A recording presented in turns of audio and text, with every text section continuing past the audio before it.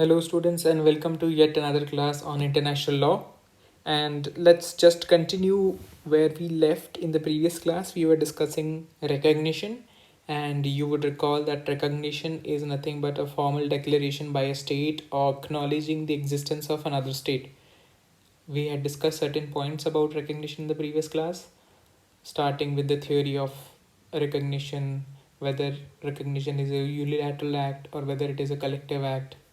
Then we saw whether recognition can be revoked, whether recognition can be conditional, and questions like that.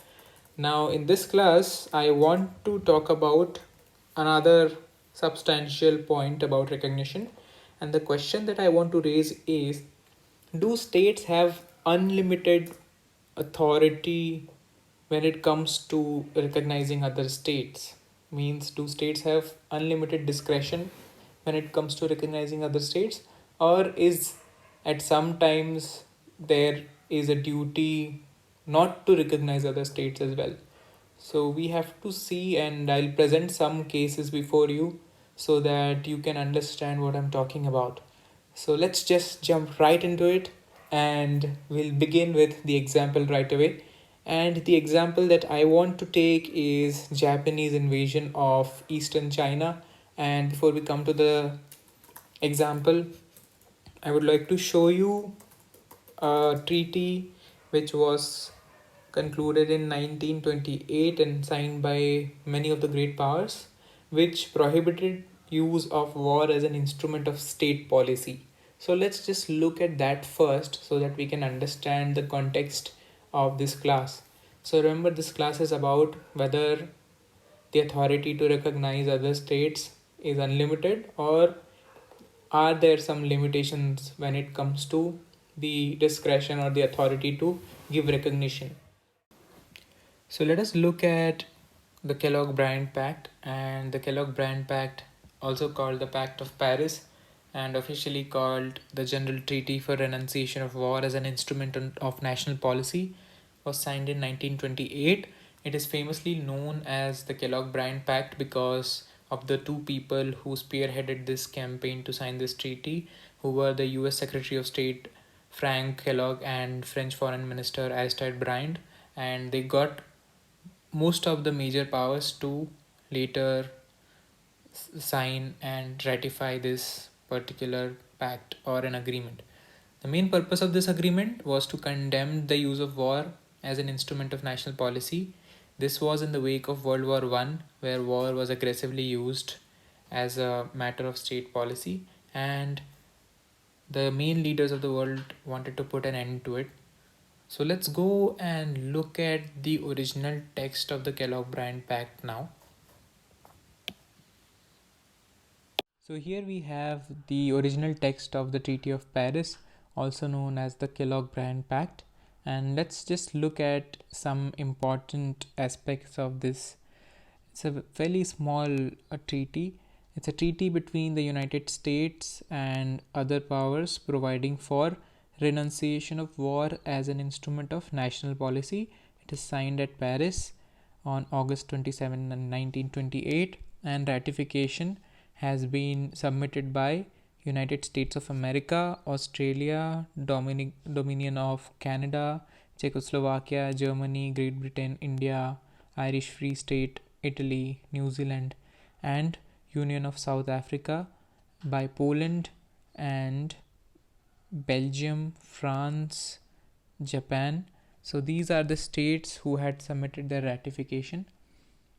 Now let's just look at some of the main provisions here.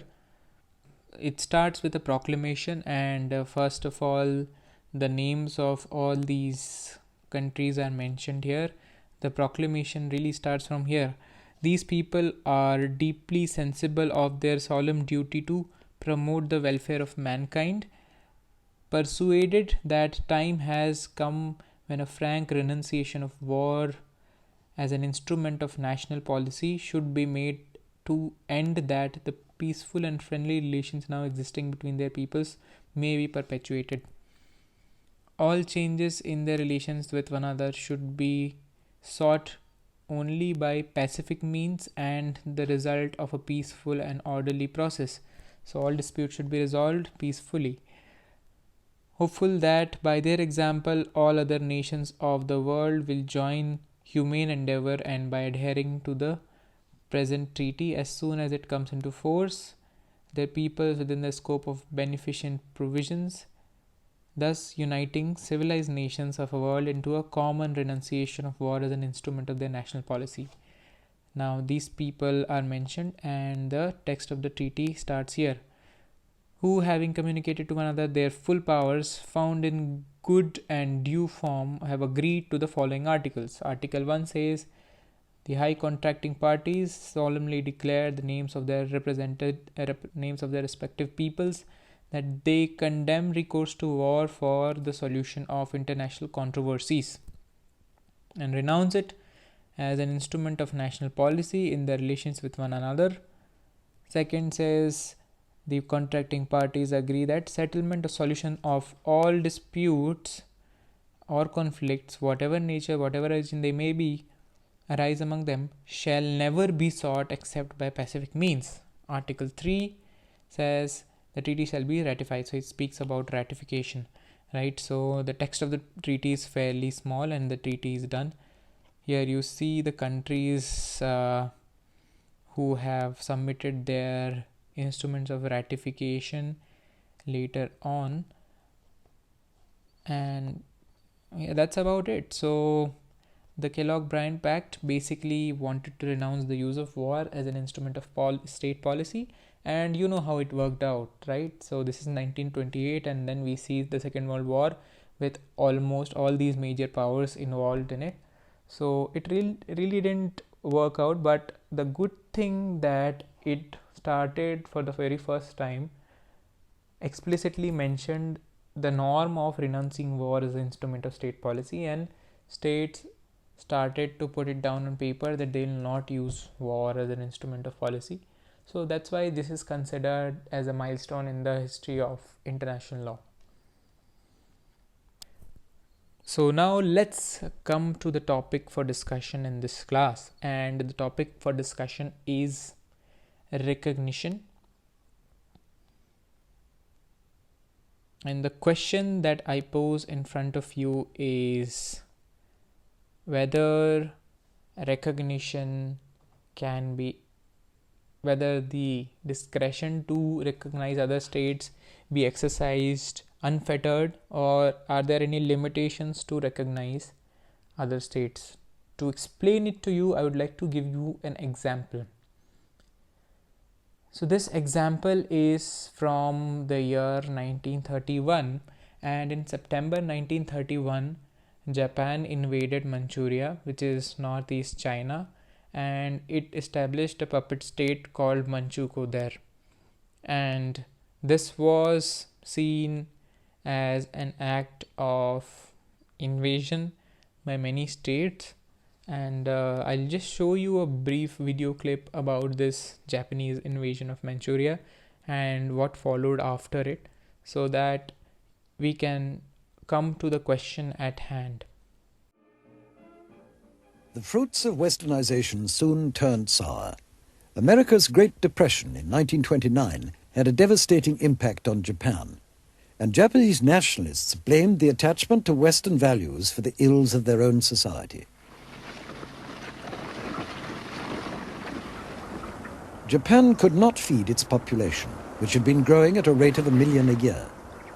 The farmers worked plots that could barely support one family. Much of Japan's staple food, rice, had to be imported. To pay for the rice, Japan exported silk. Silk prices collapsed, and as Western countries erected tariff walls to protect their own industries, Japan's export trade sank to its lowest level ever. Millions went hungry.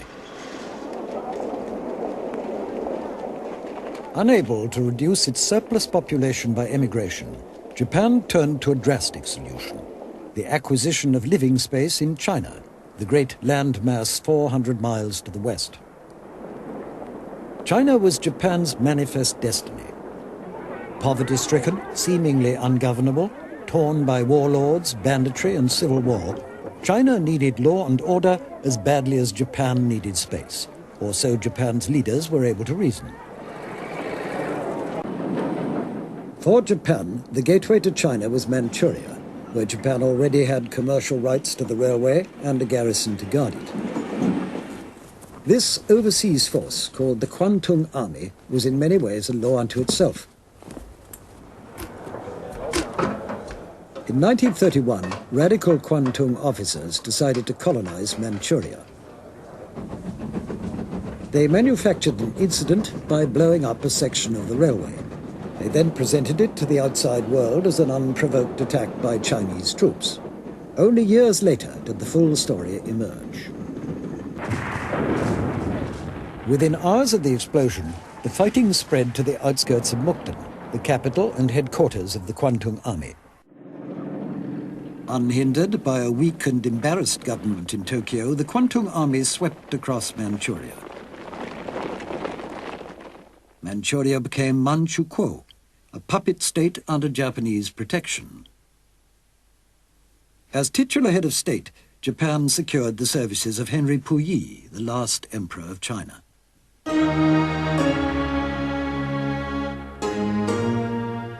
China appealed to the League of Nations, but the League was an instrument of conciliation, not an international police force. It sent an Englishman, the Earl of Lytton, to investigate. His report condemned Japan. Manchuria, you will see on this map, it's a part of China situated north of the Great Wall. It is about the size of France and Germany combined. Trouble began on the 18th of September last year when Japanese troops occupied the town of Mukden. The excuse given by them was that Chinese soldiers had blown up a section of the South Manchuria Railway and fired upon a Japanese patrol.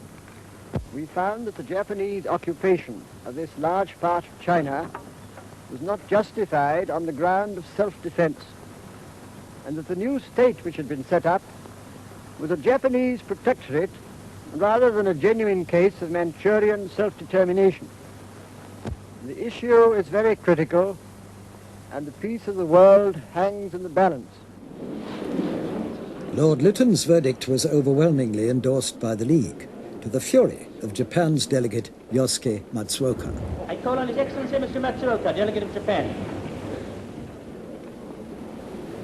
China has long been derelict in her international duties as a sovereign state.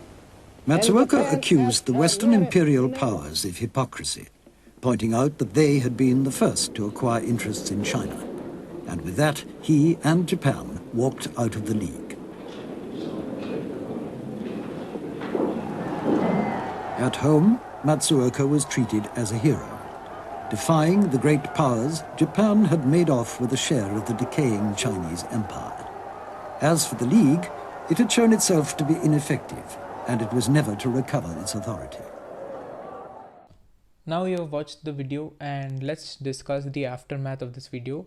Remember that Japan was a ratifying state to the Treaty of Paris, which renounced war as an instrument of state policy. Their acts were in violation of this commitment to not use war as an instrument of policy, and Japan was met with widespread dissent on their actions, and the aftermath of it was a series of declarations and communications made. Let's go through them one by one. The first one that we have to discuss is the Stimson Note of January 7th, 1932. So the US Secretary of State Henry Stimson addressed to the Japan and to China through diplomatic notes, stressing that the US would not recognize any territorial change brought as a result of such illegal use of force. So Japan has made a puppet state in northeast China, and Japan has control over that, but it has its own territory and it has its own population, and the US has said that you have used war as an instrument of policy, and because of that we would not recognize any territorial change in the territory of China, because earlier, according to the 1928 Bryan-Kellogg Pact, the Japanese invasion is considered as a breach of the new rule of international law to not use war as an instrument of state policy. So US called for non-recognition. Let's read the diplomatic note which was sent by the the United States to China and Japan on 7th January 1932. So this is the diplomatic note, and I'll read it verbatim. In view of present situation and of its own rights and obligations therein, the American government deems it to be its duty to notify both government of the Chinese Republic and Imperial Japanese government that it cannot admit the legality of any situation de facto, nor does it intend to recognize any treaty or agreement entered into between these governments or agents thereof, which may impair the treaty rights of the United States or its citizens in China, including those which relate to sovereignty, the independence or territorial administrative integrity of the Republic of China, or the international policy relative to China, commonly known as open door policy, and that it does not intend to recognize any situation, treaty or agreement which may be brought about by means of contrary to the covenants and obligations of the Pact of Paris of August 27, 1928, to which treaty both China and Japan as well as the US are parties. Basically, in other words, any change brought to territorial sovereignty of a state by a means of war which is outlawed by the Treaty of Paris or the Pact of Paris shall not be recognized by the US. So it says it does not intend to recognize, right? That's the crux of it. It does not intend to recognize any situation, treaty, agreement which may be brought about by a means contrary to the covenants. So what are the means contrary to covenants? War, basically. So long story short, it said that the use of war by Japan to annex Manchuria, or not to annex, to install Manchuria or Manchukuo as a puppet state shall not be recognized by the US. Now, this was the note sent by China to the United States on January 12th as a reply to the note sent by the US. With reference to the notification of Your Excellency's government that in this matter it does not recognize as legal situation de facto, I have the honor to state that Chinese government has repeatedly lodged with the Japanese government gravest protests against the various invasions and lawless acts perpetrated by Japanese troops since September 18, 1931, and have made it known internationally that Chinese government accord them no recognition whatsoever. Again, long story short, they are also saying that we also do not recognize and we condemn the invasion by Japanese government, and we have lodged a continuous protests against these invasions. Now, this is a note which Japan sent to the United States on January 16th. Japan says, Japan takes a note of the statement by government of US and the latter cannot admit the legality of matters which might impair the treaty rights of the US or its citizens, or which might be brought about by means contrary to a treaty.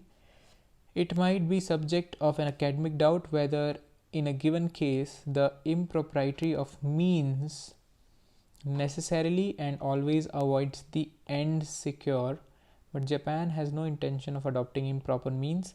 That question does not practically arise. Now, this is the note by members of Council of League of Nations other than China and Japan to Japan on the same day, January 16th. 12 members of the council is basically equivalent of the Security Council of the modern day UN. Council of the League of Nations is equivalent to modern day Security Council. So it recalls the terms of Article 10 of the Covenant, by which all members of the League have undertaken to respect and preserve the territorial integrity and existing political independence of other members. It is their friendly right to direct attention to this provision, particularly as it appears to them to follow that no infringement of territorial integrity and no change in the political independence of any member of the League brought about in disregard of the article ought to be recognized as valid. Again, long story short, they are saying that you brought about this change in the territorial integrity by means other than peaceful means, and this shall not be recognized. Now, all these notes now finally culminating to March 11th, 1932 resolution of the Assembly of the League of Nations. It says, the Assembly declares that it is incumbent upon the members of the League of Nations not to recognize any situation, treaty, or agreement which may be brought about by means contrary to the Covenant of League of Nations or the Pact of Paris. So it's saying, do not recognize any change which is brought about in contrary to the provisions of League of Nations Covenant and the Pact of Paris. Basically, it's telling other states not to recognize Manchukuo as a sovereign state. So this example tells us that just like there is no duty to recognize a state, there is another thing, that is duty not to recognize any creation of statehood which is resulting from an illegal act. So if war is illegal and any creation of statehood then results from an illegal war, other states then will have a duty not to recognize. Now let's just take another example to understand this. So this example is when in 1990, in August 1990, Iraq invaded Kuwait, and it took 2 days for Iraq to establish control, and ultimately Iraq declared that it has annexed Kuwait. So there was a reaction from the international community, and the United Nations Security Council in one of its resolutions stated that this particular annexation of Kuwait by Iraq is illegal, and it is the duty of all the other states not to recognize this annexation. And it gave a deadline to Iraq to go back, and Iraq later on did not comply with the Security Council resolution, and it did not meet the deadline to withdraw forces from Kuwait, as a result of which the Gulf War started. So here I have resolution 662 of the UN Security Council, which was given on 9th August 1990. So the Security Council states that it is gravely alarmed by the declaration by Iraq of comprehensive and eternal merger with Kuwait, demanding once again that Iraq withdraw immediately and unconditionally all its forces to the positions which they were located on 1st August, determined to bring the occupation of Kuwait by Iraq to an end and restore the sovereignty, independence and territorial integrity of Kuwait, determined also to restore the authority of legitimate government of Kuwait, decides, first, that annexation of Kuwait by Iraq under any form whatsoever has no legal validity and it is considered null and void. And this next one is important. The Security Council says it calls upon all the states, international organizations and specialized agencies not to recognize that annexation and to refrain from any action or dealing that might be interpreted as indirect recognition of the annexation. So Security Council is calling upon states not to recognize this annexation because it is an illegal annexation.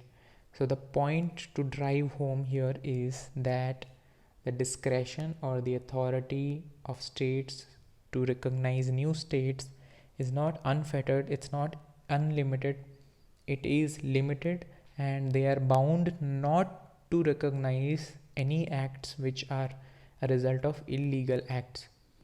The point of this class was to explain you that states can recognize, they have a discretion when it comes to giving recognition to new states. They can look on the elements of statehood and then they can decide, but in certain cases there is a duty on states not to recognize. So it is the discretion of the states is limited by the obligation not to recognize situations resulting from breach of fundamental rules of international law. So in this case, what happened, territorial integrity and non-aggression is a fundamental rule of international law, and Iraq breached that rule, and no state could then recognize a situation which is arising out of such breach. So states who recognize it would then in turn be in breach of international laws. The obligation of non-recognition can be imposed by the United Nations Security Council by a resolution, and this resolution is binding on all the UN member states. So if a state does not comply with this resolution, UN can take measures against that state.